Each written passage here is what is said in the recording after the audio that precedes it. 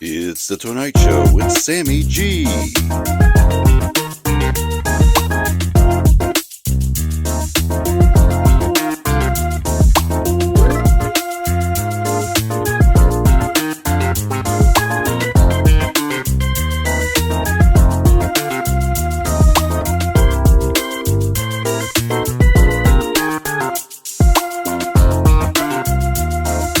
It's Sammy G. Thank you. Welcome back to the Toy Night Show. I am your host, Sammy G. And tonight on the Tonight Show, we're taking you back to the WWF. Yeah, I know it's WWE, but I'm going back to a time when wrestling had character. Wrestling had color. Wrestling had great people with great personalities. And I'm going back to a time when they allowed animals to come down to the ring. And if you grew up in the 80s, 90s, and you collected toys, it was always fun to not only get that action figure, but that action figure with a pet. If you look back at G.I. Joe, you had Mutt and Junkyard, you had Snake Eyes and Timber, you had Voltar with the Vulture. I mean, G.I. Joe had a ton of characters with their partner animal. And I mean, even if you look at He-Man with Battle Cat and Skeletor with Panther, the extra animal was great. That's why I have Miles, and Miles is my best friend. I know that's right. Sorry, Mama. But we're going into that time in that era of the WWE. It's called WWE now, but the WWF back then. From the Elite collection from Mattel, Coco Beware and Jake the Snake Roberts.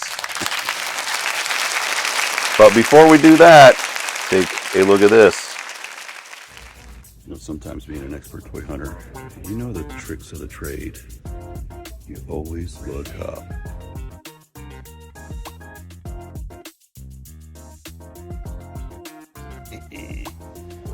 Got him. Welcome back. And we are going to start off with one of my favorite characters that I really didn't follow a lot because he really didn't get quite the push that he should have. But Coco Beware is coming out, and this is Coco along with his partner Frankie. He's from Union City, Tennessee. He's 5'7". 5'7". I didn't know he was that short. That's amazing. 228 pounds, and his finisher was the Ghostbuster. The Birdman and his iconic bird Frankie soared their way into the hearts of the WWE Universe, WWF, becoming one of the most popular superstars of the 1990 series. And if you look there on the back, you see every other wrestler that came in this series. He was known for his high-flying action. He was known for Frankie sitting on the outside. And I used to love his entrance because he'd come down and he'd be flapping, and he'd have Frankie flapping. And it was just really a great time. And that was a great time of the WWF and wrestling, in my opinion. It had character, it had flair, and this package is just kind of beat up all over the place. But we're gonna dive right into Coco and Frankie and pop him out right there. I'm just gonna destroy the box. We're just gonna throw it right at you. Yeah, right at you. But here we have Coco, and this is a really this really just captures Coco. Well, there we go. At least the glasses stay on. You can take you can take some notes there, Hasbro, because those glasses that you put on your classified figures, they just don't sit very well. And then you can put Frankie right there. Well, maybe. There we go. Now, does he bend at all? Nope. He's just in his flapping pose. But that is super cool. How could I forget about my favorite G.I. Joe? We were talking about, parrots of all things, but how can I forget about Shipwreck and Polly? Like, what? Sorry about that, Shipwreck. You're still my boy. But look at how great he looks. He comes with his gold jacket. Obviously, you can take the gold jacket out, and he looks just like Coco Beware, popping out, flapping down to the ring. He has all this same articulation you get from any of the WWE Elite figures. But yeah, just a really solid looking figure. Glasses do come off. It looks like you can change the hair. So let's see how we can pop this hair off. Let's see.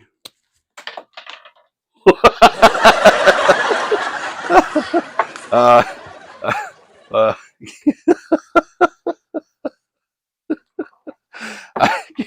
uh, again, is it fun? Is if it's not fun, then it's not for you. Buyer beware when popping off the hair. Oh, we're rhyming now here on the Tonight Show, but there we have Coco's head without the hair, and we could pop this on to get his look without the glasses and his bandana. But that's um, yeah, that was fun. But there you have Coco Beware. Again, wrestling had its character and its own thing back then. I mean, look at the tights. You don't see that nowadays. You just see a bunch of angry dudes walking around in black tights. They all look the same. There's no character. There's no emotion. Like it tries too much to be UFC. And wrestling from when I was younger back then, even up through, I would say maybe even the early 2000s when I stopped watching it, still had some of that character. And I know the Attitude Era changed quite a bit. And even when WCW had all their uh, uh, NWO stuff going on, everything changed. But you still, like back then, it all had character. And this is just what Coco Beware, I feel like, does for me. Just encapsulates that era of wrestling where everything was just fun. It was larger than life. Everyone had their own, their own shtick, their own character, and it was just great. But the Frankie itself looks fantastic. They really did a great job having that bird there. But yeah, so that's what we have there for Coco Beware. Beware of the flying hair if you go to pick up one for yourself. But we'll be right back with Jake the Snake Roberts and Damien.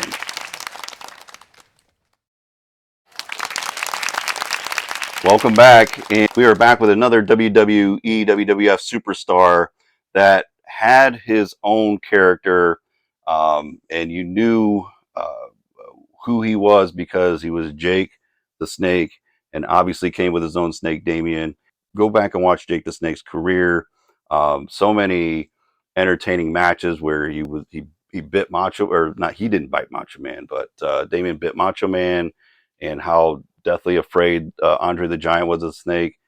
There was just a lot of character back in the day. But here we have Jake the Snake Roberts, and this is part of the Build-A-Figure. Who are we building with this one? Sam Roberts. Sam Roberts. Great first name, and he rhymes with Jake the Snake Roberts. So Jake the Snake Roberts from Stone Mountain, Georgia, 6'6", 249 pounds, and of course his finisher was the DDT. And I remember how devastating the DDT was. You just DDT you. I mean, it was great. Take you by the neck and just right down into the mat. It was great. Jake the Snake wasn't about to let Honky Tonk Man slither away from his grasp in front of a record-breaking crowd at WrestleMania 3. So this is from WrestleMania 3, and there you have the box. We may have some images there down below, but it's exactly what you'd expect from the Elite figures that you get. And we're just going to open them up, pop them out, see what he's all about. Got some rhyming going on here on the Toy Night Show. And we do get accessories. Gotta love a good accessory. And I'm just going to toss this right at you. Oof. Oh, this is the Builder figure.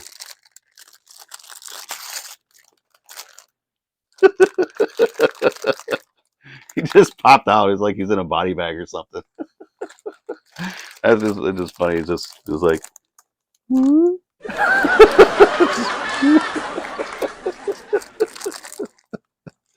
Oh, Such a fun time here on the Toy Night Show. Such a fun time.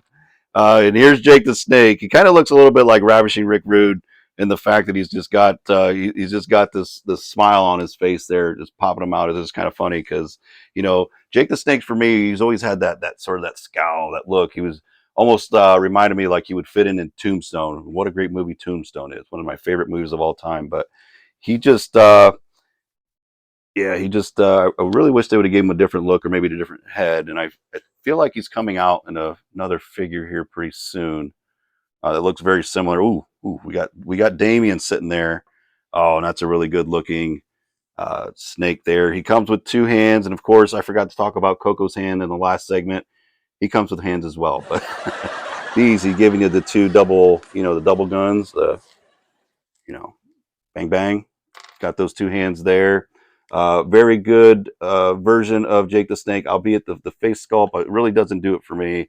I'd rather have more of a stern, serious-looking Jake the Snake Roberts, especially since he's going to have Damien with him, because who just walks around smiling like that when you have a snake around your neck? I know I wouldn't, but yeah, just a solid-looking Jake the Snake figure. The tights very reminiscent of what he used to wear, along with those snakeskin boots. And Damien himself, just a rubber snake. Yeah, I feel like Damien was a she at one point. I don't know. I guess it doesn't really matter. But there we have Jake the Snake with Damien. And I love to have certain wrestling figures into the line. I'm not a big wrestling collector. Well, I say that, but then I've got like all these WWE superstars right behind me because I really love how they look, just like He-Man figures. They have that same look and aesthetic, but they're terrible to collect for, especially if you're trying to find them at Walmart. I mean, you just can never find them. Walmart is awful with their distribution of their exclusives. Good luck finding them at your local Walmart. 'Cause I think I'm missing like 3 waves. There's about to be the 4th wave that I'm missing. But that's for another show, and I'll probably talk about it every time I talk about wrestling figures. But here we have two of my favorite wrestlers from the 80s, 90s era. But tell me what you think. Do you like Jake the Snake and Coco Beware? Were you a fan of all the action figures that used to come with pets or their friends or what have you? It's almost like getting 2 action figures in one. Do you feel the same way that I do, that wrestling had more personality than it does today? And as much as I try to follow wrestling a little bit nowadays, it certainly is not the same. Like The Rock is my favorite wrestler, probably one of my favorite of all time, if not the favorite of all time. But I just couldn't stand the final boss Rock, and I know that's sacrilegious to some, but that's just how I feel. That's going to do it for us here at the Toy Night Show. I'd like to thank my guests Coco Beware and Jake the Snake Roberts for Battletoads Rash. I'm Sammy G. We'll see you on the next one.